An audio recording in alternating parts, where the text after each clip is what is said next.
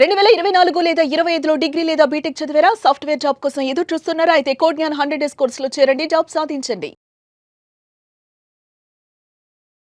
నమస్కారం, welcome to Suman TV. నేను మీ anchor సిరి. మనలో చాలా మందికి కూడా మనం ఇల్లు కొనుక్కోవాలి అని అనుకుంటాం, లేదంటే ల్యాండ్ కొనుక్కోవాలన్నా, ఫ్లాట్ కొనుక్కోవాలి అన్నా వితౌట్ నాలెడ్జ్ తోటి చాలామంది ఉన్నారు అని చెప్పొచ్చు. బికాస్ ఒక ప్రాపర్టీ కొనుక్కునేటప్పుడు మనం రిజిస్ట్రేషన్ చేసుకునే ప్రాసెస్లో మనకు కావాల్సిన డాక్యుమెంట్స్ ఏంటి, మనం ఇండివిజువల్గా కొనుక్కుంటే ఎలాంటి డాక్యుమెంట్స్ కావాలి, పార్ట్నర్షిప్లో కనుక ఒక ప్రాపర్టీ మనం తీసుకుంటే ఏం డాక్యుమెంట్స్ కావాలి, ఇట్లా కంప్లీట్గా ఇన్ఫర్మేషన్ A to Z ఈ వీడియోలో మీకు దొరుకుతుంది.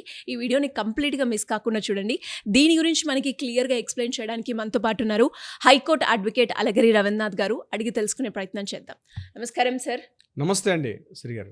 చాలా మందికి కూడా అంటే వాళ్ళు ఏ ఫీల్డ్లో ఉన్నారో ఆ ఫీల్డ్కి సంబంధించి ఎక్స్పర్ట్ నాలెడ్జ్ అనేది వాళ్ళ దగ్గర ఉంటుంది. బట్ ఎవరైనా కూడా ఒక ఇల్లు కావచ్చు, ఒక ప్లాట్ కావచ్చు, లేదు అంటే ఒక ఫ్లాట్ తీసుకోవాలి అనుకునేటప్పుడు అంటే డాక్యుమెంట్స్కి సంబంధించి రిజిస్ట్రేషన్ ప్రాసెస్ ఏ విధంగా ఉంటుంది, రిజిస్ట్రేషన్ ఎక్కడ చేస్తారు, అది ఎలా మనం ఆన్లైన్లో కూడా చేసుకుంటే ఏ రకంగా ఉంటుంది, ఇలా పిన్ టు పిన్ ఈ వీడియోలో నేను మీ దగ్గర నుంచి కంప్లీట్ డీటెయిల్ ఎక్స్పెక్ట్ చేస్తున్నాను సార్. బికాస్ చాలా మందికి కూడా తెలియని వాళ్ళు ఉన్నారు. సో వాళ్ళందరికీ కూడా ఈ వీడియో అనేది ఒక అవేర్నెస్ వీడియో లాగా ఉండాలి అని మిమ్మల్ని అడగడం జరుగుతుంది సార్. సో దానికి సంబంధించి ఏ విధంగా ఉంటుంది? మీరు అన్నట్టుగా వాళ్ళ ప్రొఫెషన్స్లో వాళ్ళు స్పెషలైజేషన్ చేసి ఉంటారు తప్పించి ఈ రెవెన్యూ రికార్డ్స్ ఏంటి, రిజిస్ట్రేషన్ ప్రాసెస్ ఎలా చేసుకోవాలి, వీటి మీద చాలా వరకు అవగాహన తక్కువ ఉంటుంది. ఎవరో ఒక బ్రోకర్ చెప్పారనో, లేకపోతే ఎక్కడైతే మనం పర్చేజ్ చేస్తున్నామో ఆ సెల్లర్ దగ్గర నుంచి కానీ, లేకపోతే ఆ పెద్ద కంపెనీ ఏదైనా ఒక రిజిస్ట్రేషన్ ఆ ప్రాపర్టీ అసెట్స్ ఉన్నటువంటి ఆ ఫర్మ్ దగ్గర నుంచి మనం పర్చేజ్ చేసేటప్పుడు వాళ్ళు చెప్పిన రూల్స్ అండ్ రెగ్యులేషన్స్ బ్లైండ్గా ఫాలో అవుతూ కొన్ని సందర్భాల్లో మోసపోతూ ఉంటారు కూడా. సో అందుకని మీరు వేసిన క్వశ్చన్ చాలా ఇంపార్టెంట్. నేను దాన్ని కొన్ని పాయింట్స్ వేసుకుని నేను చెప్పే ప్రయత్నం చేస్తాను. ముందుగా మీరు ప్రాపర్టీని చూసుకున్న తర్వాత ఏ ప్రాపర్టీని మీరు పర్చేజ్ చేద్దాం అనుకుంటారో ఆ ప్రాపర్టీని ఫస్ట్ మీరు అడగాల్సింది ఏంటంటే ఆ ప్రాపర్టీ ఓనర్షిప్ రైట్స్ ఎవరికి ఉన్నాయి అని చెప్పి. అంటే మీరు ఏదైతే చూజ్ చేసుకున్న ప్రాపర్టీ ఏదైనా plot or flat or independent houses, ఈ మూడింటికి సంబంధించి మనం ఈ వీడియోలో మాట్లాడుకుందాం. సో ఈ మూడింటికి సంబంధించి మనం మాట్లాడిన కంటెంట్లో దీనికి ఓనర్ ఎవరున్నారు, మీరు కరెక్ట్గా ఓనర్షిప్ ఉందా లేదా, మీరు ఎవరికైతే ఈ అమౌంట్ పే చేస్తున్నారు, this is the most important. కొన్ని రియల్ ఎస్టేట్ కంపెనీస్లో మీరు చేసేటప్పుడు ఏమవుతాయంటే ఆ కంపెనీ ఓనర్ ఎవరి పేరు మీదుగా ఉంటుంది. అట్లా కాకుండా మీరు ఎవరికి మనీ పే చేస్తున్నారు, వారి పేరు మీదుగా ఆ ల్యాండ్ కానీ ఆ ప్రాపర్టీ కానీ ఉందా లేదా అన్నది చెక్ చేయడం మోస్ట్ ఇంపార్టెంట్. ఉందని కన్ఫర్మేషన్ చేసుకుంటేనే వాళ్ళకి మాత్రమే పేమెంట్ చేయండి. This is the most first important. ఎవరి పేరు మీదుగా ల్యాండ్ ఓనర్షిప్ రైట్స్ ఉంటాయో వాళ్ళకి మాత్రమే మీరు అమౌంట్ని వాళ్ళ పేరు మీదుగా సెండ్ చేయండి, అడ్వాన్స్ అమౌంట్ ఏదైనా ఇస్తే. అదేవిధంగా అగ్రిమెంట్ రాసుకోవడం అనేది కామన్గా ఉంటుంది. అంటే ఫర్ ఎగ్జాంపుల్ ఒక ప్రాపర్టీ వాల్యూ ఫర్ ఎగ్జాంపుల్ ఒక 50 lakhs ఉందనుకుంటే ముందుగా అడ్వాన్స్ అమౌంట్ ఒక 10 lakhs 5 lakhs ఇచ్చి ఆ ఒరిజినల్ డాక్యుమెంట్స్ తీసుకోండి. అంటే ఏంటి, ఆ ప్రాపర్టీకి సంబంధించినటువంటి డాక్యుమెంట్స్ అన్నీ కరెక్ట్గా ఉన్నాయా లేదా, దానికి సంబంధించిన డాక్యుమెంట్స్ అన్నీ అడిగే ప్రయత్నం చేయండి. అగ్రిమెంట్లో కూడా క్లియర్గా మెన్షన్ చేసుకోండి. ఒకవేళ డాక్యుమెంట్స్ కానీ లీగల్గా ప్రొసీడింగ్స్ ప్రకారం లేకపోతే నేను ఏదైతే మనీ పే చేశానో ఆ మనీ మరలా వెనక్కి తీసుకునే విధంగా క్లాజ్ని మెన్షన్ చేసుకోండి. లేకపోతే మరలా మీరు ఇబ్బంది పడే అవకాశం కూడా ఉంటుంది. మీరు ఎప్పుడైతే ప్రాపర్టీ రిజిస్ట్రేషన్ చేసుకుంటారో అది కూడా క్లాజ్ని మెన్షన్ చేసుకోండి. మీరు ఆ డాక్యుమెంట్స్ అన్ని కలెక్షన్ చేసుకొని మీరు వీలైతే అడ్వకేట్ని సంప్రదిస్తే బెస్ట్. లేదు మీకు ఒక నాలెడ్జ్ కోసం చెప్తున్నాను, ఈ ప్రాపర్టీ ఎవరి పేరు మీద ఉంది, ఫస్ట్ సేల్ డీడ్ ఉందా లేదా, సేల్ డీడ్ ఉంటే మంచిది. లేదా ఆ ప్రాపర్టీ వాళ్ళకి ఎలా వచ్చింది, గిఫ్ట్ డీడ్ రూపంలో వచ్చిందా, లేదా సేల్ డీడ్ రూపంలో వచ్చిందా, లేదా జీపీఏ రకంగా వచ్చిందా అని మీరు క్రాస్ చెక్ చేసుకోండి. అదేవిధంగా దాని తర్వాత ప్రీవియస్ లింక్ డాక్యుమెంట్ అంటాం. లింక్ డాక్యుమెంట్లో ఎవరి పేరు ఉంది, ఈ నేము ఆ నేము ఇనీషియల్తో సహా స్పెల్లింగ్లతో సహా అన్నీ యాస్టీస్గా కరెక్ట్గా ఉన్నాయా లేదని చెక్ చేసుకోండి. అంటే మదర్ డాక్యుమెంట్ అంటారు. లింక్ డాక్యుమెంట్ కంపల్సరీ ఉంటుంది. సో లింక్ డాక్యుమెంట్ కూడా మెన్షన్ చేసుకుంటే ఇట్స్ బేసిక్ ఆల్రెడీ నేను చెప్తున్నాను. లింక్ డాక్యుమెంట్ కూడా కరెక్ట్గా ఉంది, ప్రాపర్టీ ఎవ్రీథింగ్ బాగుంది. ఇక దానికి సంబంధించి ఈసీని కూడా చెక్ చేసుకోవాలి. ఈసీ అంటారు, ఎన్కంబరెన్స్ సర్టిఫికేట్ అంటారు.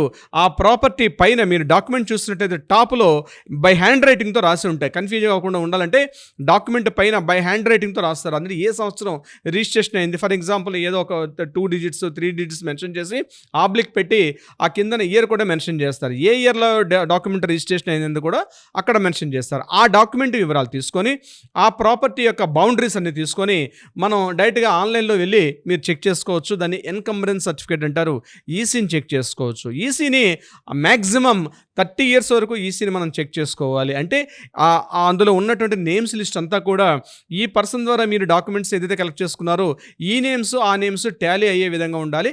This is a cross check అంటారు.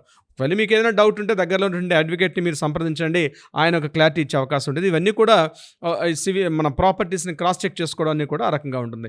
ఏదైనా డాక్యుమెంట్స్ మిస్ అయితే కూడా దాన్ని మరలా మనం కన్సల్ట్ రిజిస్ట్రేషన్ ఆఫీస్కి వెళ్ళి అక్కడ మనం ట్రూ కాపీస్ కూడా తెచ్చుకునే అవకాశం కూడా ఉంటుంది. దాని గురించి పెద్దగా వరీ అవ్వాల్సిన అవసరం లేదు.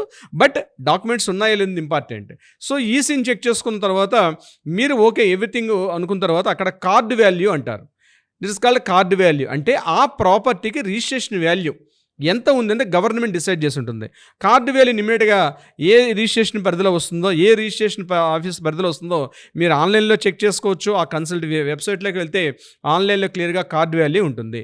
ఇప్పుడు ఉదాహరణ గుర్తుపెట్టుకోండి, మీరు ఒక ప్రాపర్టీని 50 lakhsకి మీరు అక్కడ ఉన్నటువంటి ఆ ఓనర్తో మీరు మాట్లాడుకుంటే అక్కడ పర్ స్క్వేర్ ఫీట్, అపార్ట్మెంట్లో ఫ్లాట్లు అయితే స్క్వేర్ ఫీట్లో ఉంటుంది, అదే ఓపెన్ ల్యాండ్ అయితే మీకు స్క్వేర్ యార్డ్స్లో ఉంటుంది. ఈ కన్ఫ్యూజ్ అవ్వకుండా చూసుకోండి. అదేవిధంగా బిల్డింగ్ అని చూసుకున్నట్లయితే కూడా బిల్డింగ్ ఎన్ని స్క్వేర్ ఫీట్స్ ఉందని కూడా చూసుకుంటారు ఇండిపెండెంట్ హౌస్లో పర్చేజ్ చేసేటప్పుడు కూడా. సో స్క్వేర్ ఫీట్కి స్క్వేర్ యార్డ్ కన్ఫ్యూజ్ అవ్వకుండా అక్కడ గవర్నమెంట్ వాల్యూ ఎంత ఉంది అంటే దట్స్ కాల్డ్ కార్డ్ వాల్యూ ఎంత ఉంది అన్నది మీరు చెక్ చేసుకోండి. కార్డ్ వాల్యూ ఏదైతే గవర్నమెంట్ డిసైడ్ చేసినటువంటి ఏదైతే రేటు ఉందో ఆ రేటు మీద 7.5% అమౌంట్ అన్నది మనం రిజిస్ట్రేషన్ ఆఫీస్లో రిజిస్ట్రేషన్ చేయాలి. సో ఇది ఎక్కడ కూడా క్యాష్ ట్రాన్సాక్షన్స్ ఉండవండి. బ్రోకర్లు చెప్పినటువంటి ఎవరికి మీరు అమౌంట్స్ ఎవరికి ఇవ్వాల్సిన అవసరం లేదు. కార్డ్ వాల్యూ ఏదైతే ఉంటుందో కార్డ్ వాల్యూ అమౌంట్ ఏదైతే ఆ అమౌంట్ని మీరు బ్యాంకులో చలన తీయాలి. అంటే స్టేట్ బ్యాంక్ ఆఫ్ ఇండియా కానీ నేషనల్ బ్యాంక్స్ ఉంటాయి, ఆ నేషనల్ బ్యాంక్స్ వైజ్గా మీరు ఏదైతే రిజిస్ట్రేషన్ ఆఫీస్కి వెళ్తారో ఆ రిజిస్ట్రేషన్ ఆఫీస్లో చేయించుకోవాలో దాని అమౌంట్ అంతా కూడా కార్డు వాల్యూని కన్సల్ట్ చేస్తే కార్డు వాల్యూ 7.5%. ఫర్ ఎగ్జాంపుల్ అక్కడ ఉన్నటువంటి వాల్యూ ఏదైతే ఉంటుందో టోటల్ వాల్యూని 7.5% ఉంది. రిజిస్ట్రేషన్ వాల్యూకి డిసైడ్ చేస్తే దట్స్ కాల్డ్ స్టాంప్ డ్యూటీ అంటారు. అదే ఆ స్టాంప్ డ్యూటీ అమౌంట్ మొత్తం కూడా మీరు ఎస్బీఐలో బ్యాంకులో చలన కట్టాలి. ఎక్కడ సబ్ రిజిస్ట్రేషన్ ఆఫీసులో ఎక్కడ కూడా మనీ ట్రాన్సాక్షన్స్ ఉండవు. మీరు చలన అన్నది మీకు బ్యాంకులో చలన తీసుకోవాలి. ఆ చలన తీసుకుంటే ఆ చలన 3 months వ్యాలిడిటీ ఉంటుంది. సో మీరు ఆ చలన ఇమ్మీడియట్గా చేసుకోవాలని టెన్షన్ పడిపోకండి. 3 months ఇస్ ద వ్యాలిడిటీ. ఆ చలన ఫామ్ తీసుకొని ఎక్కడైతే మీరు రిజిస్ట్రేషన్ ఆఫీస్లో ఏ రిజిస్ట్రేషన్ ఆఫీసులో ఉంటున్నారో డైరెక్ట్గా పర్సనల్గా అటెండ్ అవ్వాలి. ఆన్లైన్లో రిజిస్ట్రేషన్ చేసుకునే వెసులుబాటు ఇంకా మనకి రాలేదు, తొందరలోనే చేస్తామని చెప్పి గవర్నమెంట్ చెప్తుంది కాబట్టి. బట్ ఈరోజు మనం వీడియో చేస్తున్న సమయానికి డైరెక్ట్గా ఆన్లైన్లో పొజిషన్ లేదు, డైరెక్ట్గా రిజిస్ట్రేషన్ ఆఫీస్కి వెళ్ళాలి. అక్కడ డైరెక్ట్గా ఎవరైతే ప్రాపర్టీ ఓనర్ ఉన్నారో సెల్లరు రావాలి, మీరు బయ్యర్ పార్టీగా ఉన్నప్పుడు మీరు వెళ్ళాలి. బోత్ పార్టీస్ వెళ్ళిన తర్వాత రిజిస్ట్రేషన్ ఆఫీసులో ఫస్ట్గా చేసేది ఏంటంటే ఫొటోస్ తీస్తారు. అంటే మీ యొక్క ఐరిస్ ప్రకారంగా ఉన్నటువంటి ఫొటోస్ తీసి ఎవరైతే అమ్మిన వ్యక్తి కొనుక్కుంటున్న వ్యక్తి దీంతోపాటు 2 సాక్షుల సంతకాలు కూడా ఇస్ ద మ్యాండేటరీ. విట్నెస్లు అంటారు, 2 విట్నెస్లు కూడా ఉండాలి. దీంతోపాటు ఆ ఫొటోస్ తీసిన తర్వాత సబ్ రిజిస్ట్రార్ దగ్గరికి ఫైల్ వెళ్తుంది.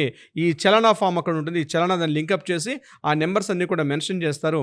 మెన్షన్ చేసిన తర్వాత ప్రాపర్టీ డీటెయిల్స్ డాక్యుమెంట్ అంతా కూడా సబ్ రిజిస్ట్రార్ గారు చదువుతారు. ఏ రకంగా బేస్ చేసుకొని ఇప్పుడు ఫర్ ఎగ్జాంపుల్ మీరు నాకు ప్రాపర్టీ అమ్మారు, నేను కొత్తగా డాక్యుమెంట్ తయారు చేసుకున్నాను, నేను చలనా ఫామ్ తీశాను. దీనిలో ఉన్నటువంటి వివరాలు ఎక్కడ ఉండాలి? మీరు ఇచ్చినటువంటి డాక్యుమెంట్లో ఉన్న వివరాలతోటి 2 కూడా టాలీ అవ్వాలి. అంటే హద్దులు కానీ సైజు కానీ ప్రాపర్టీ సైజు కానీ ప్రాపర్టీకి ఉన్న బౌండరీస్ కానీ ఎవ్రీథింగ్ అంతా కూడా దీన్ని మదర్ డాక్యుమెంట్ అంటారు. మీ మదర్ డాక్యుమెంట్తో మీ డాక్యుమెంట్తో ఉన్నటువంటి వివరాలు నేను ఈరోజు చేసుకున్న డాక్యుమెంట్ వివరాలన్నీ కూడా క్రాస్ చెక్ చేసుకోవాలి. అక్కడ క్లియర్గా ప్రతి ఈచ్ అండ్ ఎవ్రీ కూడా. అదేవిధంగా ల్యాండ్ ఎక్కడుంది, ఏ మండలం కిందకు వస్తుంది, ఏ విలేజ్ కిందకు వస్తుంది, ఏ సర్వే నెంబర్ కింద. Survey number is the most important. Survey నెంబర్లో కొన్నిసార్లు సబ్ క్లాస్ ఉంటాయి. ఫర్ ఎగ్జాంపుల్ ఒక 220 సర్వే నెంబర్ ఉందనుకోండి, 220 సబ్ క్లాస్ A/B/P/ ఇట్లా ఉంటాయి. మదర్ డాక్యుమెంట్లో ఏదైతే సర్వే నెంబర్స్ ఉంటాయో అదే సర్వే నెంబర్స్ని ఇక్కడ కూడా మెన్షన్ చేసుకొని యాస్టీస్ డాక్యుమెంట్ పక్క అనుకున్నప్పుడే సబ్ రిజిస్టర్ ఆఫీస్కి వెళ్ళండి.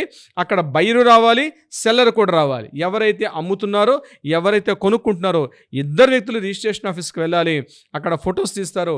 ఫొటోస్ తీసిన తర్వాత రిజిస్ట్రేషన్ ఆఫీసులో మ్యాక్సిమం పార్ట్ అయిపోతుంది. దాని తర్వాత అక్కడ రిజిస్టర్లో సంతకాలన్నీ పెట్టుకున్న తర్వాత నెంబరింగ్ అవడానికి మాత్రం 1 day 2 days పడుతుంది. మీరు అక్కడ డాక్యుమెంట్స్ అని ఇచ్చేసాక మీకు సబ్ రిజిస్టర్ ఆఫీస్లో ఒక రిసిట్ రిసిట్ ఇస్తారు, ఆ రిసిట్ మీ దగ్గర పెట్టుకోండి. అంటే డాక్యుమెంట్ ఎక్నాలజ్మెంట్ అంటారు, ఎక్నాలజ్మెంట్ కౌంటర్ రిసిట్ మీ దగ్గర పెట్టుకోవాలి. అక్కడ ఎవరికి కూడా ₹1 పే చేయాల్సిన అవసరం లేదు.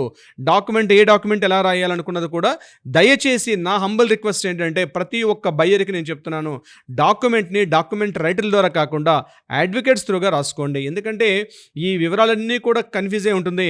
మీరు లాస్ట్ మినిట్లో హడావుడి పడిపోయి అక్కడ మన రిజిస్ట్రేషన్ ఆఫీస్ బయట ఉన్నటువంటి అక్కడ డాక్యుమెంట్ రైటర్ ఏం చేస్తారంటే ఆయనకి హడావుడి పెట్టిన ఫాస్ట్గా టైప్ చేస్తారు. సో అడ్వకేట్ త్రూగా వెళ్ళేటప్పుడు అంటే లీగల్ ఆబ్లిగేషన్స్ కానీ, ఇప్పుడు మీరు ప్రాపర్టీ కొన్నారు, ఆ వ్యక్తికి ఎంతమంది పిల్లలే ఉన్నారు, అవన్నీ కూడా అసలు నిజంగా ఆయన సెల్ఫ్ ఎక్విడ్ ప్రాపర్టీయా, ఆయనకి ఆ ప్రాపర్టీ ఎలా వచ్చింది, ఆయనకైనా వారస అంటే యాన్సెస్ట్రల్ ప్రాపర్టీ వచ్చిందా, ఆయన సెల్ఫ్ గైండ్ ప్రాపర్టీయా, ఒకవేళ యాన్సెస్ట్రల్ ప్రాపర్టీ అయితే వాళ్ళ పిల్లల యొక్క సంతకాలన్నీ తీసుకోండి. ఇవన్నీ కూడా మ్యాండేటరీ ఉంటాయి. ఇవన్నీ కూడా అడ్వకేట్ గారు అయితే ఏం చేస్తారంటే లాయర్ గారు మొత్తం ఇవన్నీ కూడా క్రాస్ చెక్ చేసుకుంటారు. సో డాక్యుమెంట్ మీరు లాయర్ త్రూగా రాయించుకున్న తర్వాత రిజిస్ట్రేషన్ ఆఫీస్లో ఈ ప్రాసెస్ కంప్లీట్ అయిపోతుంది. మీకు అక్నాలజ్మెంట్ ఇస్తారు. అక్నాలజ్మెంట్ మీరు దాన్ని ఏం చేస్తారంటే దాన్ని సేఫ్ కస్టడీలో పెట్టుకోండి. నెక్స్ట్ డే మార్నింగ్ కానీ అట్లా మీరు కాల్ చేశారంటే ఆ డాక్యుమెంట్ మరలా మీరు ఆ ఒరిజినల్ డాక్యుమెంట్ తీసుకోవచ్చు. ఇది ఇక్కడతో రిజిస్ట్రేషన్ ప్రాసెస్ కంప్లీట్ అయిపోతుంది. చాలామంది ఇక్కడతో ఎప్పుడైతే రిజిస్ట్రేషన్ ఆఫీస్లో డాక్యుమెంట్ రిజిస్ట్రేషన్ అయిపోయింది కాబట్టి ఇక కంప్లీట్ అయిపోయింది, మేము ఓనర్స్ అనుకున్నటువంటి భ్రమలో ఉండవద్దు, గుర్తుపెట్టుకోండి.